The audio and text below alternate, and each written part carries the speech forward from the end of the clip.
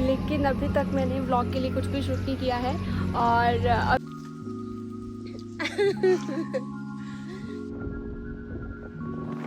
बहुत अच्छा मौसम हो रहा है।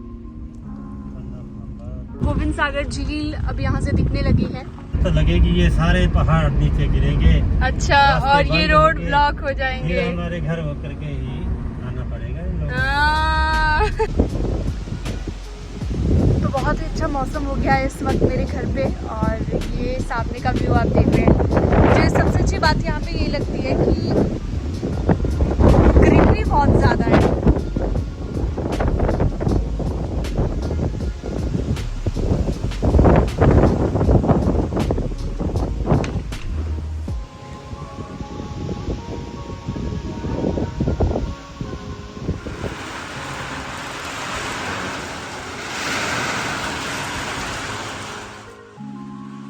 और फाइनली मेरे घर पर बारिश शुरू हो गई। पिछले 3 दिन से जिस चीज का मैं इंतजार कर रही थी, हर दिन ऐसा ही मौसम हो जाता था बादलों वाला, लेकिन बारिश नहीं होती थी। और उसके बाद फाइनली जमकर बारिश हुई।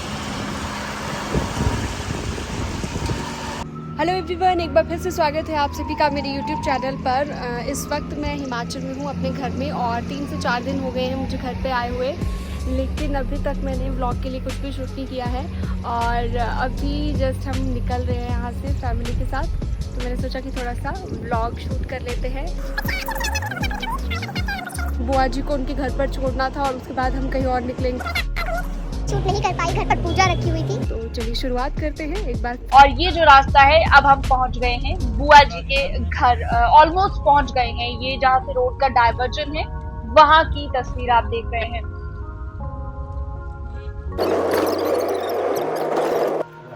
बुआ जी के घर पर शूट करना मुझे थोड़ा सा और लग रहा था, तो मैंने सिंपली ये एप्पल बनाते हुए एक छोटा सा वीडियो शूट किया। तो ये जो एरिया है ये बॉर्डर पर पड़ता है, पंजाब और हिमाचल का बॉर्डर। मेरी बुआ जी को जो छोड़ने के लिए हम आए हैं, तो उनके इन लॉज यहाँ पर रहते हैं। तो यहाँ पर दोनों तरह का फ्रूट आपको मिलेगा, हिमाचल का भी और पंजाब का भी। जैसे गन्ना मैंने आपको दिखाया, गन्ना भी था, और एप्पल जो पहाड़ी फ्रूट है वो भी यहाँ पर आपको मिलेगा।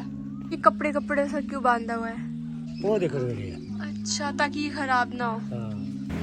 वैसे तो एप्पल लगाने के लिए जो ठंडा एनवायरनमेंट चाहिए होता है वो यहाँ बॉर्डर एरिया में आपको नहीं मिलेगा, लेकिन फिर भी घर के आंगन में ही 2-3 पेड़ लगाए हुए हैं एप्पल के, और इनसे भी अच्छी खासी पैदावार हो जाती है एप्पल की।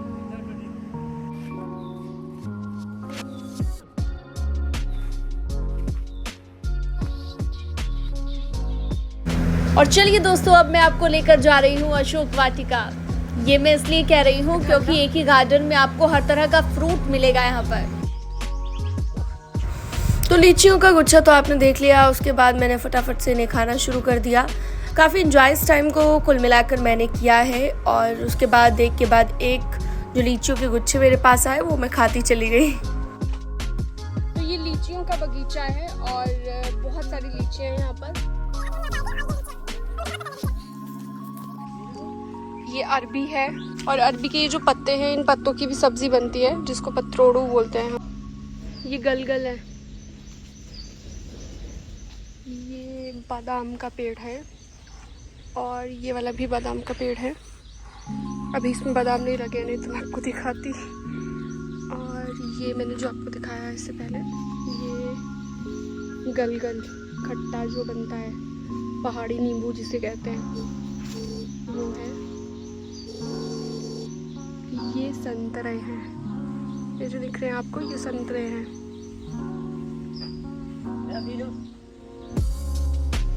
ये पपीता है। चलो चलते हैं वापस।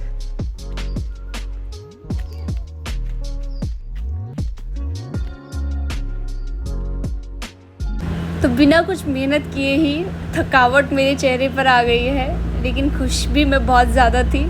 और उसके बाद हम निकल गए अपनी अगली डेस्टिनेशन के लिए। किरतपुर से आप जब एंट्री लेंगे, आगे आएंगे किरतपुर से थोड़ा, तो ये हिमाचल का एंट्री पॉइंट बना है। यहाँ पे अभी टोल टैक्स भी बनेगा। तो ये गेट मैंने आपको दिखाया। अब यहाँ से हिमाचल की सीमा शुरू हो जाती है। हिमाचल में एंट्री हो चुकी है। हिमाचल में आपका हार्दिक स्वागत है।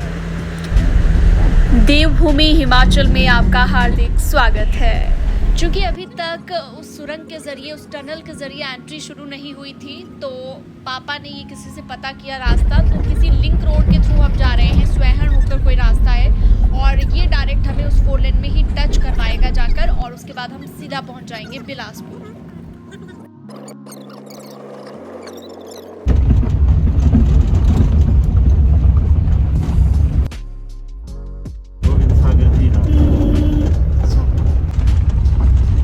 अब काफी नीचे आ गए हम टाउन। ये गोविंद सागर झील अब यहाँ से दिखने लगी है। यहीं से डायरेक्ट सामने वाली साइड यानी कि बिलासपुर हम पहुँच जाएंगे सीधा। जय हिंद, नमस्कार। जय हिंद, नमस्कार। इधर टर्न के पीछे ना, तो यहाँ से भी जाने के लिए हमें रास्ता ये टर्न किया यहाँ से, देखो ना, और यहाँ से इधर को निकलना मिलेगा, परंतु हम सीधे जाएंगे जुगाड़ करना कोई, तो हम इसीलिए चले जाएंगे सीधे। तो लगेगी ये सारे पहाड़ नीचे गिरेंगे। अच्छा, और ये रोड ब्लॉक हो जाएंगे। फिर हमारे घर होकर के ही आना पड़ेगा इन लोगों। एंट्री ले रहे हैं टनल नंबर 3। टनल नंबर 2 का मैंने वीडियो बनाया था, लेकिन वो मैं शूट नहीं कर पाई थी। अब ये देखो, टनल नंबर 3 में हमने एंट्री की है। ये है अंदर का व्यू। अभी तक लाइटनिंग्स वगैरह इतनी ज़्यादा अभी नहीं यहाँ पर लगी हैं, और थोड़ा बहुत शायद कंस्ट्रक्शन से रिलेटेड काम भी रहता है, लेकिन अटल टनल की तरह सुंदर तो ये आपको अभी नहीं दिख रहा होगा। लेकिन इससे सफ़र बहुत आसान हो गया है। चंडीगढ़ से अगर लोग आते हैं, दिल्ली से लोग आते हैं, टूरिज़्म के लिहाज से चाहे हम बात कर लें, तो ये टनल कुल मिला के 5 टनल बनाई है NHAI ने, और इन 5 में से 2 टनल से अभी हमने क्रॉस किया है। ये दूसरी टनल है, टनल नंबर 3 है इसका नाम, और ये 5 जो टनल बनाई है इसके बाद सफ़र बहुत आसान हो गया है। अगर आप चंडीगढ़ से आते हैं तो आपका सिर्फ 6 घंटे आपको लगेंगे, पहले 10 घंटे लग जाते थे। दिल्ली से अगर आते हैं तो भी आपका सफ़र आसान हो जाएगा, मात्र 10 घंटे में आप मनाली पहुंच जाएंगे।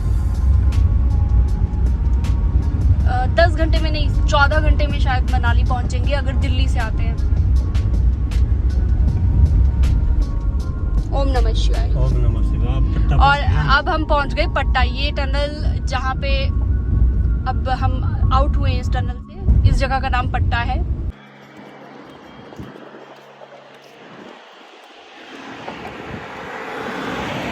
बहुत अच्छा मौसम हो रहा है, व्यू बहुत अच्छा है यहाँ से।